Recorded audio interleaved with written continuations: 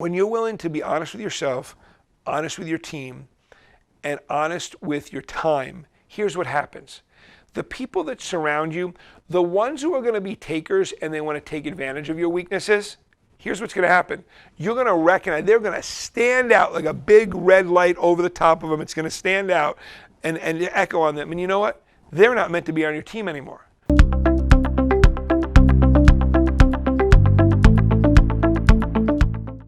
Hello everyone, again my name is Brian Garringer, President and CEO, First and Service Staffing Solutions, back in another week. Love being with you. Hope you're getting some substance out of what we've been sharing with you. Hope it's been helpful to you, and if not you, someone else you're sharing this with.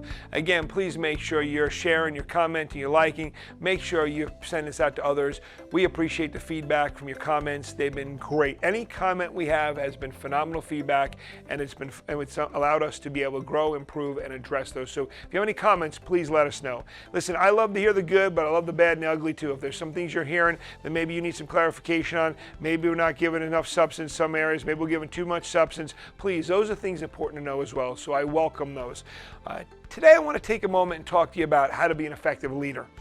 And I think this is going to come from a position of a lot of other leaders that I've been around, some of the tips and things I've learned along the way, and it's going to be a lot of dealing with maybe the different generations, because there's a lot of different generations we deal with today. Years ago, it used to be a cookie cutter thing. You said this, you did this, people listened, and that's what happened. But it's a different world today. It's a different time today, and I want you to talk to you about those different ways of leadership. Just a couple points.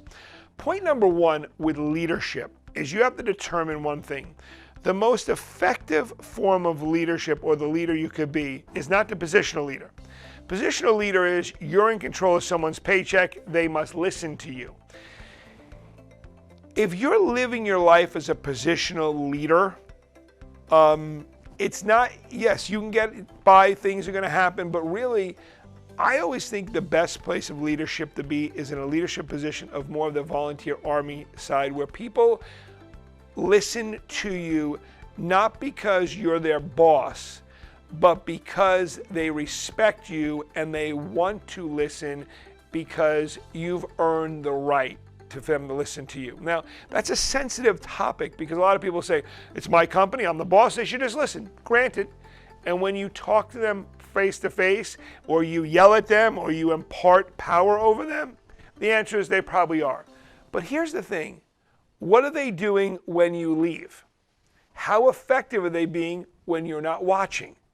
And that's where I want to grill into right now tonight. Because I think a lot of people, again, they make the mistake of, I'm a position, I've earned the right for this position. Well, I was with a company the other day. It was very intriguing. I went in for a meeting. And again, I'm in one of the things I do is own a staffing recruitment firm, as I mentioned to you. So I met with a company and I went in. And what I loved about some of the principles they were talking about is they say their managers and supervisors are there to be the example, number one, and to be a person who inspires the people who work for them. They, as a manager or supervisor or leader's job, is to inspire others to do better. And when I looked at the growth of this company, one thing I was fascinated when I looked around it, everyone I met there was had this position, they were happy to be there. They knew some days their job can be very, very, very hard. So it wasn't like they go that easy job. No, they all had very hard deadlines, commitments, standards they need to meet. But they were excited to be in the environment. They wanted to better in the environment, and the company continues to grow and grow and grow, not just because of the leadership of the ownership or the management, but because of the entire team. Remember one thing when you have an organization or you're a manager or a leader. It's all about the example you set. See, leadership is example. Bar none, that's it, leadership example. I never forget hearing John Maxwell say something. And John Maxwell, if you've never read John Maxwell, I highly encourage you to look up and learn about John Maxwell. Developing the leader in you, developing the leader around you, principle of 21 inferior laws of leadership. Some phenomenal, phenomenal books, education, audios you can get with John Maxwell. And you notice I say books a lot because I still love taking a book and highlighting a book. It helps me a lot. I know you can do it online, or you can do your iPad, you can do tablets, you can do it on your phone. There's many things you do, however you do that. But sometimes my old school still loves a stack of books and see how I read through them. That's just me. Again, anyone has their choice. But I never forget John Maxwell saying he did a topic, and he did a talk from, and it was all CEO level people that did talk. And at that talk, he made the comment to everyone. He said, listen, you should go back to your team, and you should let them know your weaknesses, where you're weak, where you lack strength, and where you need help. And he's at a book signing afterwards, and he said he got a big kick out of it. He says a book signing, and he could see one CEO, major leader, was pacing back and forth waiting for him to finish. And he purposely stayed there, and he just took some extra time because he said he was enjoying watching this person do that. And at the end, they came up to him and they said, John, I can't go back and tell my team my weaknesses because if I do, it will make me look weak. And John said he started laughing hysterically. And I'm quoting his story, so I hope I'm getting it just right, but it's how I remember hearing it. And he said he started laughing hysterically, and he looked at this guy and he said, all your people already know your weaknesses. But if you're willing to admit them to your team, the ones that are really with you are going to rally around you because they'll have strength you don't have and help you get better by filling in the gaps with your weaknesses with their strength. And it was such an enlightening moment because I think the greatest thing a leader can say is, I'm sorry, I made a mistake. Let me fix this. How can we correct this? I saw something on the news the other day. I could be misquoting this. So again, I'm just telling you what I remember seeing. And it talked about Burger King made a huge mistake that cost their franchises millions of dollars. And from what I saw in the article, they didn't want to recognize it. That makes the franchisees infuriated when they see that. And again, I hope I'm not misquoting that article.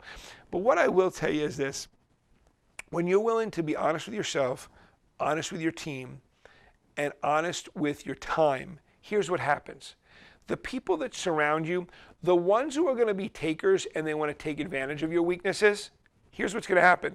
You're going to recognize, they're going to stand out like a big red light over the top of them. It's going to stand out and echo on them. And you know what? They're not meant to be on your team anymore. The ones who are really there to support you, though, what they're going to do is they're going to want to come out and they're going to want to help you and your company by helping fill in the areas where you're weak in and they're stronger in.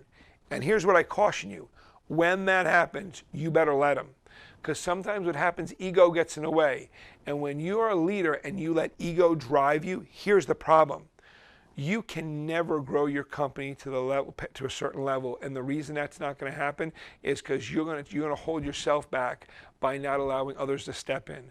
I have an employee that works for me today, and she looked at me, and I've known her for years, but she's newer to my company. And I knew her abilities and talents. And she said, Brian, there's some things I want to share with you, but I don't want to step on anybody's toes. And my wording to her is, step on everyone's toes, meaning step on my toes, I should say. Tell me what you know, because I know she has a lot of expertise, and that's why she's working for us because of that. Guys, there is so much talent and skill and ability around you, and you have to be real with yourself of what your talent and skills are. And then I've heard from leaders, surround yourself by other people who have the talents and skills you don't have. But you will kill that if your ego gets in the way. Listen, effective leadership is getting to know people. I have people that started in one place in my company and they're in a different role. Just because you hired someone for one particular role, look at their talents. Maybe they're not right in that role, but maybe they need to be in this role. Maybe they need to be incentivized. Maybe they need to not be with your company anymore. That's a hard one as well. I don't hire friends anymore because I've hired friends, and unfortunately doing that, I've had to fire friends, and it ruins friendships. Because, you know, I've had friends who think just because they're my friend, they can just come in every day to work and they don't have to do as much. Listen, as a leader, if you give everyone a goal and a plan, something you expect them to accomplish, they have a roadmap. That roadmap is there. You match their talents to the position you need filled. And what you do is you come in and you challenge them by giving them a goal and a plan. You watch and see what they go to work, and you watch and see that they want to be part of the team. But then you watch and see that you're also giving them the tools that are necessary to be that effective leader. And here's one of the things I'll tell you are very hard from leadership is this, and being an effective leader. If you have a person in your organization that is not right for your team, it is not fair to your organization, it's not right to your employees, and it is not right to you, and it is not right to them to have them there. So one of the things I will tell you is effective leadership, probably one of the hardest things, is you've got to evaluate if someone's not the right member, make sure they move on with the team. Treat them with dignity, see what you can do to help move them forward. Call us as an employment company and staffing recruitment, maybe we can help them. but be honest and real. So just to wrap this up tonight, because I've been a little over. Number one, be honest with yourself.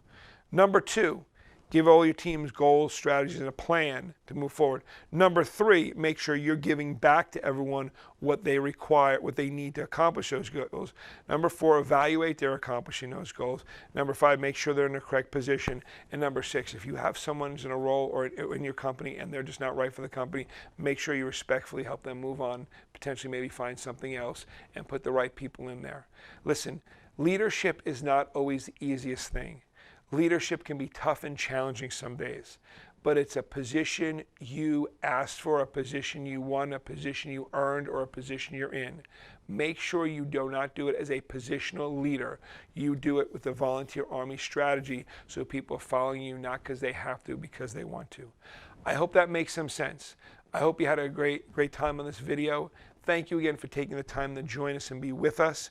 We appreciate this. Again, like, share, and comment. It is great to hear your comments.